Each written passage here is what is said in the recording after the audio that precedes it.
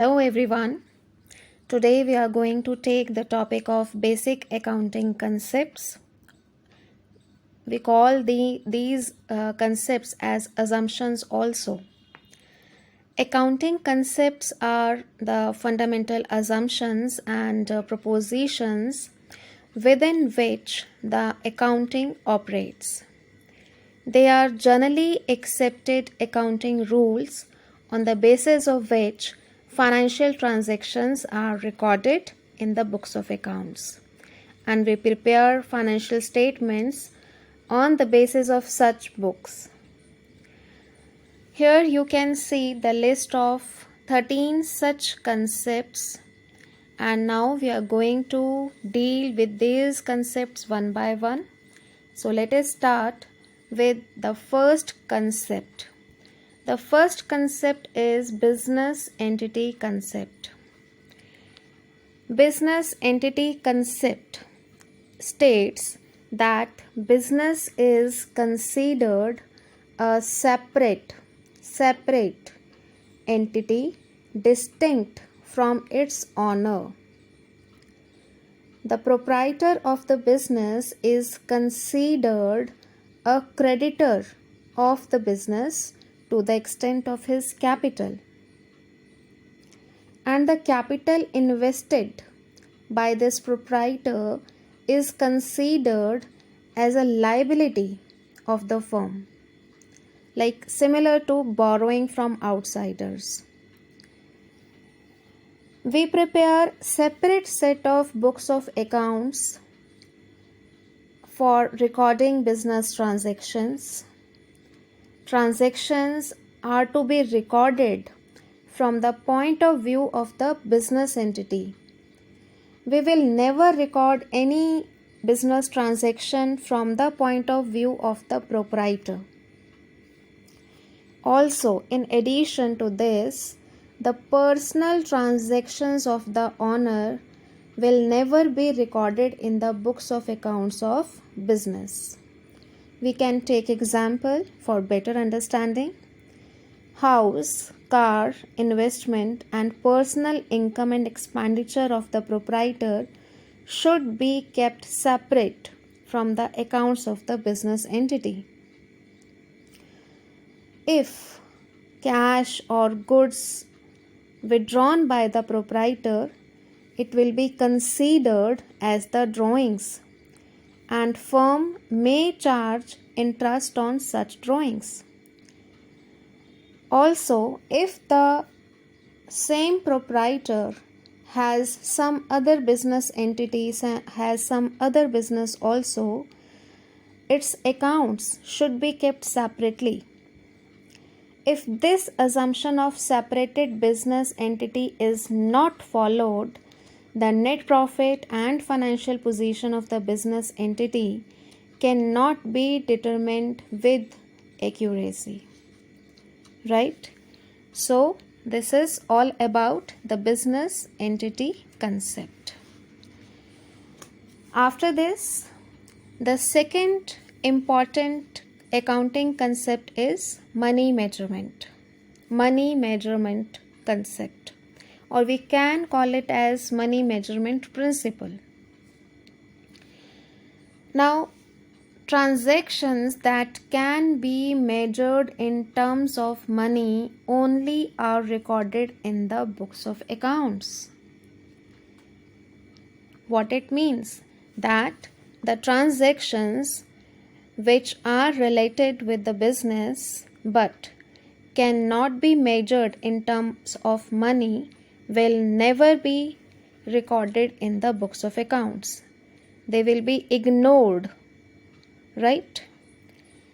We can take examples here. As you can see here, a building. Now we measure this building in terms of money, that is rupees 50 lakhs. You can see here the four-wheeler, and we measure the value of this in terms of money, rupees 5 lakhs.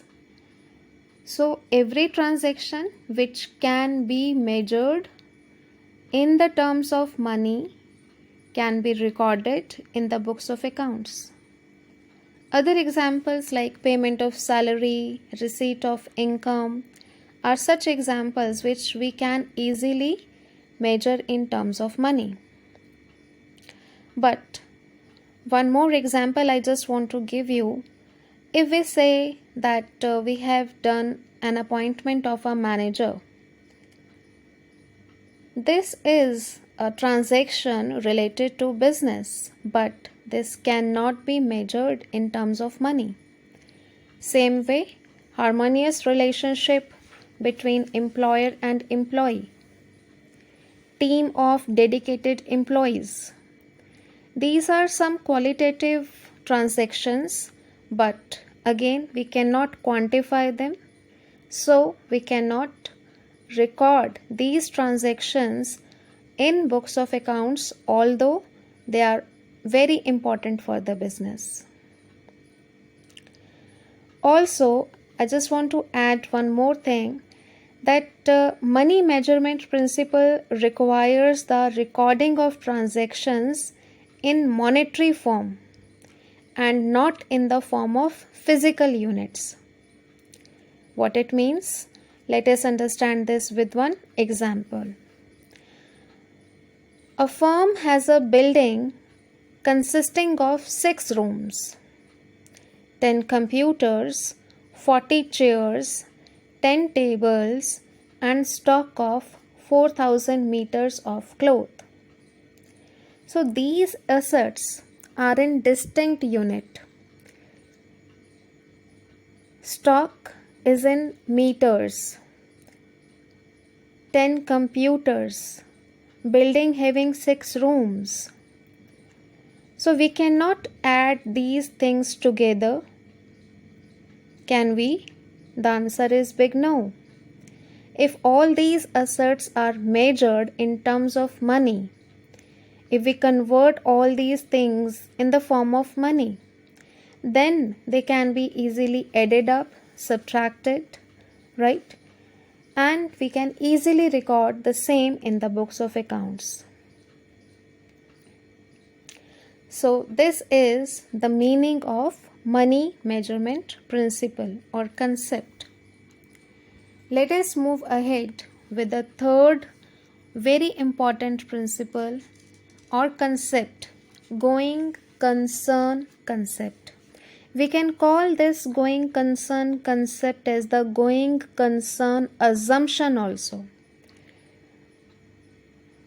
Now, this going concern assumption states that we are assuming that business will continue its operations for a long period of time and will not be sold or liquidated in the near future.